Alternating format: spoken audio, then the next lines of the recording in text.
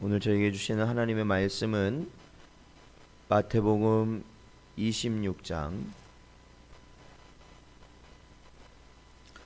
신약성경 마태복음 26장 57절에서 68절까지 말씀입니다. 마태복음 26장 57절에서 68절까지 말씀입니다. 함께 봉독하겠습니다. 예수를 잡은 자들이 그를 끌고 대제사장 가야바에게로 가니 거기 서기관과 장로들이 모여 있더라. 베드로가 멀찍이 예수를 따라 대제사장의 집 뜰에까지 가서 그 결말을 보려고 안에 들어가 하인들과 함께 앉아 있더라. 대제사장들과 온 공회가 예수를 죽이려고 그를 칠 거짓 증거를 찾으매 거짓 증인이 많이 왔으나 얻지 못하더니 후에 두 사람이 와서 이르되 이 사람의 말이 내가 하나님의 성전을 헐고 사흘 동안에 지을 수 있다 하더라 하니 대제사장이 일어서서 예수께 묻되 아무 대답도 없느냐 이 사람들이 너를 치는 증거가 어떠하냐 하되 예수께서 침묵하시거늘 대제사장이 이르되 내가 너로 살아계신 하나님께 맹세하게 하노니 네가 하나님의 아들 그리스도인지 우리에게 말하라. 예수께서 이르시되 네가 말하였느니라. 그러나 내가 너희에게 이르노니 이후에 인자가 권능의 우편에 앉아 있는 것과 하늘 구름을 타고 오는 것을 너희가 보리라 하시니 이에 대제사장이 자기 옷을 찢으며 이르되 그가 신성 모독하는 말을 하였으니 어찌 더 증인을 요구하리요. 보라 너희가 지금 이 신성 모독하는 말을 들었도다. 너희 생각은 어떠하냐. 대답하여 이르되 그는 사형에 해당하리라 하고 이에 예수의 얼굴에 침뱉으며 주먹으로 치고 어떤 사람은 손바닥으로 때리며 이르되 그리스도야 우리에게 선지자 노릇을 하라. 너를 친 자가 누구냐 하더라. 아멘. 기도하겠습니다. 하나님 감사합니다. 오늘도 이 시간 고난주간 특별 새벽 기도회로 또한 저희의 심령을 모으시고 이 자리로 인도하여 주셔서 주님께서 가신 그 고난의 길을 저희들이 바라볼 수 있게 하심을 감사드립니다. 오늘도 주님의 말씀 통하여서 주님의 고난을 저희들 마음 깊이 새기게 하시고 또한 우리의 삶 가운데 선한 양심을 따라 살아갈 수 있는 저희가 되게 하사 예수께서 가신 그 길을 저희 역시 갈 수 있도록 인도하여 주시옵소서. 간절히 바라오며 예수님의 이름으로 기도하옵나이다. 아멘. 오늘 본문 말씀은 예수님께서 겟세마네에서 기도하신 이후에 가룟 유다의 배신으로 인하여서 결국 군사들에게 잡히시고 이제는 공회 앞에 서시게 된 모습이 오늘 본문 말씀입니다. 이 공회라는 것은 오늘날 우리나라로 따지자면 국가의 행정이나 또한 사법이나 또한 입법 등을 종합적으로 다루는 당시 유대의 어떠한 기구라고 보면 됩니다. 그래서 최고 결정 기구로서 모든 것을 이 자리에서 결정하게 되는 그러한 아주 중요하고 높은 위치에 있는 곳이 바로 이 이스라엘의 공회입니다. 이곳에서 또한 감당하는 것이 뭐냐면 재판까지도 이곳에서 다 관장하고 있었다라는 겁니다. 그래서 대제사장, 당시 대제사장이었던 가야바를 중심으로 하여서 당시의 모든 종교 지도자들이 모여서 바로 예수 그리스도를 죽이기 위하여서 그들은 이 재판을 열게 되었던 것이죠. 자, 그래서 예수님은 결국 여기서 죽으셔야만 했던 겁니다. 이 재판의 결과는 이미 정해져 있었던 것이죠. 그래서 수많은 거짓 증거들 그리고 수많은 거짓 증인들을 데려다 놓고 예수님을 향하여서 바로 죽을 죄를 지은 죄인이라는 것을 증명하기 위하여 이들은 안간힘을 썼습니다. 그러나 여러분 오늘 본문 말씀을 보시면 알겠지만은 거짓 증거가 수없이 나왔고 또한 증인들이 있었지만 예수 그리스도에게서 그 죄를 찾을 수 없었다라는 것이 사실 이 재판의 현실이었습니다. 또한 예수님께서는 억울한 누명을 쓰시는 그러한 과정 가운데서도 도대체 그 누명에 대해서 항변을 하지 않으셨다라는 거예요. 마치 이 재판이 예수님을 죽이려는 것이 아니라 예수님께서는 죽기 위하여 이 자리에 서신 분 같았다라는 겁니다. 그런데 여러분, 오늘 이 재판에서 정말로 중요한 것은 무엇인지 아십니까? 이 재판은 거짓을 통해서 예수님을 죽이려 했지만 결국에는 진실을 통하여서 예수님이 죽게 되신 재판이었습니다. 그것은 예수님께서 계속해서 침묵하시는 가운데, 그리고 수많은 거짓 증거들과 증인들로서는 예수님을 잡을 수 없는 그러한 이 바리새인들이 보기에는, 이 가야바가 보기에는 굉장히 답답한 상황 가운데서 예수님을 향한 한 가지 질문이 결국은 예수님의 사형을 결정짓고 말았습니다. 그것은 바로 63절에 보면 바로 가야바가 이렇게 질문합니다. 네가 하나님의 아들 그리스도이냐라는 거죠. 네가 정말로 메시아이냐, 네가 하나님의 아들이냐라고 질문하였을 때 지금까지 침묵을 지키시던 예수님은 그거에 대하여서 아주 분명히 대답하십니다. 64절에 보면 네가 말하였느니라. 그러나 내가 너희에게 이르노니 이후에 인자가 권능의 우편에 앉아 있는 것과 하늘 구름을 타고 오는 것을 너희가 보리라 말씀하셨죠. 즉 예수님께서 이 재판을 통해서 결국 사형이 결정되는 그러한 결정적 이유는 거짓된 증거들이 아니라 진실된 주님의 말씀이었다라는 겁니다. 그게 뭡니까? 내가 바로 하나님의 아들 메시아 예수 그리스도이다라는 겁니다.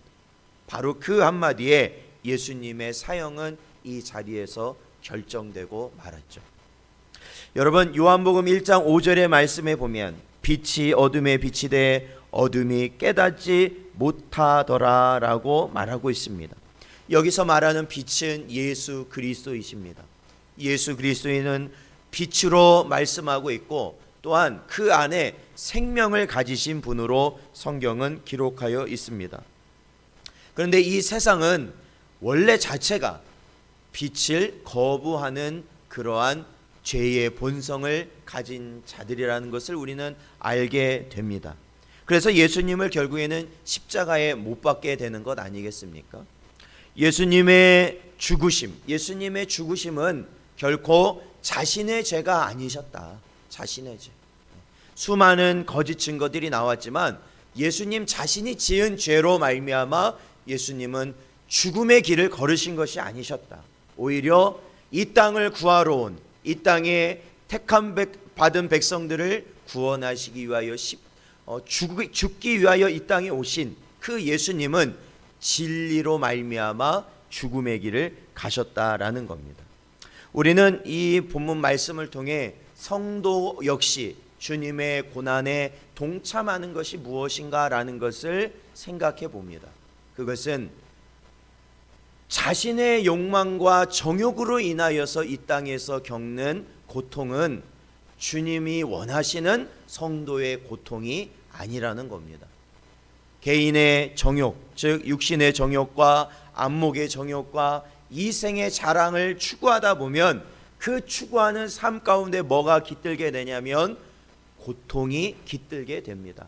그러니까 이 세상에서 뭐든지 내가 이루려고 최선 열심을 다하면 그거에 따른 염려와 근심과 또한 그 일을 감당하려고 할 때 또한 수많은 일들을 우리가 처리하고 심지어는 죄까지도 짓게 되는 것이 바로 이 세상의 삶이라는 것이죠. 근데 여러분, 성경에서 말하는 고난이라는 것이 뭡니까? 나를 위해서 살다가 겪는 것, 그러한 고난을 고난이라고 말하지 않는다라는 겁니다. 그것은 자신이 잘못해서 겪게 되는 당연한 결과이고 이치라는 것이죠. 우리가 이 세상에서 도둑질을 한다든지 어떤 죄를 지면 마치 그 죄값을 우리가 치러야 되는 것처럼, 마치 우리가 이 세상에서 나를 위해서 살기 위하여서 그렇게 발버둥 치면 그럴수록 우리가 고통을 겪게 되는데, 그것은 성경이 말하는 주님의 고난에 동참하는 고난이 아니라는 겁니다. 야고보서 4장 3절에도 보면 구하여도 받지 못함은 정욕으로 쓰려고 잘못 구함이다라는 것이죠. 아무리 우리가 기도하고 아무리 우리가 그것을 이루려고 주님 앞에 가져가도 그것이 이루어지지 않으면 그것이 주님을 위한 것이 아니라, 주님의 계획에 속한 것이 아니라 나를 위한 것이고 나의 계획에 속한 것에 불과하기 때문에 그렇다라는 겁니다. 사랑하는 성도 여러분, 주님의 고난에 동참한다는 것이 무엇일까요? 그것은 나를 위해, 나 때문에 일어나는 그 모든 고난과 고통에서 우리는 이제는 벗어나야 된다는 겁니다. 그게 뭡니까? 무엇을 먹을까? 무엇을 입을까? 이 세상에서 어떻게 살아갈까 하는 그 모든 염려를 이제는 내려놔야 된다라는 것이죠. 더 이상 그걸 가지고 우리가 고통을 겪을 이유가 없다라는 것이죠. 왜요? 우리는 하나님의 자녀이고 백성 아니겠습니까? 그렇다면 하나님께서 우리의 모든 생명과 이 생명이 살아가도록, 또한 주님의 일을 감당하도록 하기 위한 그 모든 것을 하나님은 허락하신다 말씀하셨잖아요. 우리 아버지가 그 모든 것 책임지신다 말씀하셨잖아요. 그러니까 우리의 염려와 근심과 고난은 이 세상의 역병이라 할지라도 우리에게 그러한 것을 줄 수 없는 것이다라는 거예요. 왜? 다 하나님 손에 맡겨진 것이기 때문에 그렇죠. 그렇다면 우리가 받아야 될 고난은 무엇입니까? 그것은 예수 그리스도로 인한 고난이다라는 겁니다. 예수님께서 왜 이 법정에서 고난을 당하셨어요? 왜 누명을 쓰셨습니까? 왜 그러면서도 아무 말 하지 않으셨을까요? 그것은 하나님 아버지께서 원하시는 것이 바로 우리를 위한 십자가를 예수님이 지셔야만 했기 때문에 그렇습니다. 그러니까 예수님은 아무 말 하지 않으시고 그 길을 걸어가신 것이죠. 그렇다면 저와 여러분도 그 고난에 동참한다는 것이 무엇일까요? 지금 우리가 가진 경제적인 어려움으로 고난을 당하는 것, 아니면 관계적인 어려움으로 고난을 당하는 것, 이 세상의 것이 나에게 주는 고난이 아니라 바로 이것은 다 하나님 앞에 이제 맡기고, 이거는 다 이제 내 고난의 범주에 들어가는 것이 아니라 이제는 매일같이 하나님의 말씀과 뜻을 쫓아 살기 위하여서 우리가 발버둥 칠 때 반드시 세상은 우리를 고난 가운데 둘 것이란 말이에요. 주의 말씀으로도 살아가려고 하고, 주님의 뜻에 더 순종하려고 하고, 주님께 내 모든 걸 더 바치려고 하고, 주님을 붙들려고 하면 할수록 이 세상은 억지로 우리를 고난 중에 끌고 들어갈 것이란 겁니다.